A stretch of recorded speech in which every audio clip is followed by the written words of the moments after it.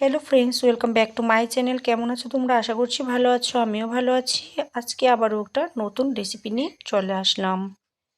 আজকের রেসিপিটি হচ্ছে শিমের বিচি দিয়ে নিরামিষ রান্না।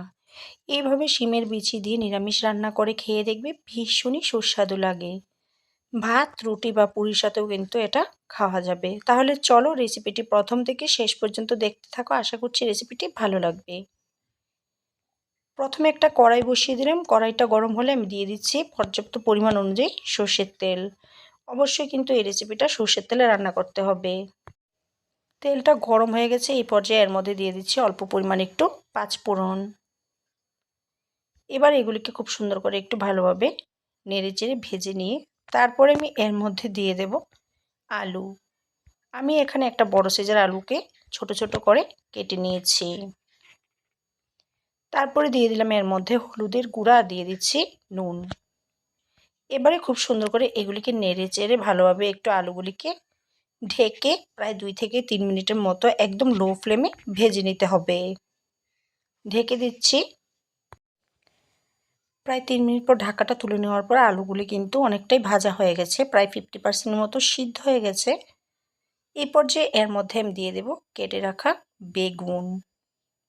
বেগুনগুলিকে আমি একটু ডুমো ডুমো করেই কেটে নিয়েছি।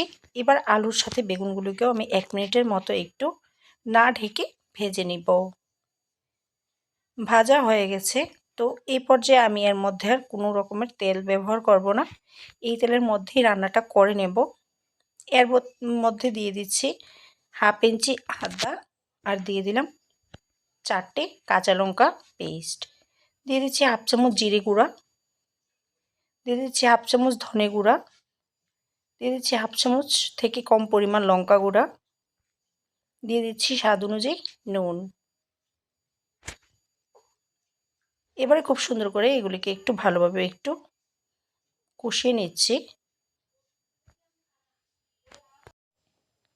কষিয়ে নিয়ে তারপর আলু আর বেগুনের সাথে মশলাটাকে মিশিয়ে নিয়ে এবার আবারও একটু ভালোভাবে মিশিয়ে নিচ্ছি।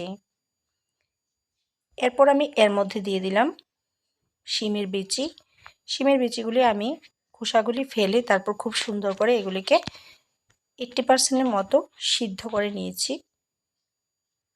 তো এবারে আবারও খুব সুন্দর করে এগুলিকে ভালোভাবে একটু মিশিয়ে নিয়ে তারপরে আমি এর মধ্যে দিয়ে দিচ্ছি হলুদের গুঁড়া। হলুদের গুঁড়োটা দেওয়ার পর আবারও খুব সুন্দর করে ভালোভাবে এগুলিকে একটু মিশিয়ে নিয়ে আমি কিছুক্ষণ একটু কষিয়ে নেব। মোটামুটি 2 থেকে 3 মিনিটের মতো কষিয়ে নিয়েছি। খুব ভালোভাবে কিন্তু কষিয়ে নিতে হবে। এরপর আমি দিয়ে দিলাম জল। জলটা এমন পর্যায়ে দিতে হবে যাতে বেশি গ্রেভিটা ঘন না হয় বা পাতলা না হয়। এরপর দিয়ে দিলাম কেটে রাখা টমেটো আর দিয়ে দিচ্ছি অল্প পরিমাণে একটু চিনি। চিনিটা অবশ্যই দিয়ে দেবেন, তাহলে নিরামিষ তরকারিটা খেতে ভালো লাগবে। তারপরে খুব সুন্দর করে নেড়ে চেড়ে তারপরে আমি ঢেকে রান্না করব কিছুক্ষণ। ভালোভাবে মিশিয়ে নিয়েছি।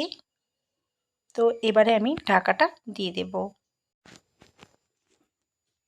প্রায় 3-4 মিনিটের মতো ঢাকা দিয়ে রান্না করে নেওয়ার পর খুব সুন্দর করে কিন্তু সবগুলি সবজি ভালোভাবে সিদ্ধ হয়ে গেছে। তো এই পর্যায়ে আমি আলুগুলিকে একটু ভেঙে ভেঙে দিচ্ছি যাতে গ্রেভিটা একটু ঘন হয়। আর আরও 2 মিনিটের মতো এইভাবে একটু জাল করে নেব। তো এবারে আমি এর মধ্যে দিয়ে দিচ্ছি ধনেপাতা কুচি। ধনেপাতা কুচিটা দিলে তরকারির স্বাদটা ভালো আসে। তো দিয়ে আবারও কিছুক্ষণ ভালোভাবে এগুলিকে মিশিয়ে নিয়ে আমি একটু রান্না করে নেব।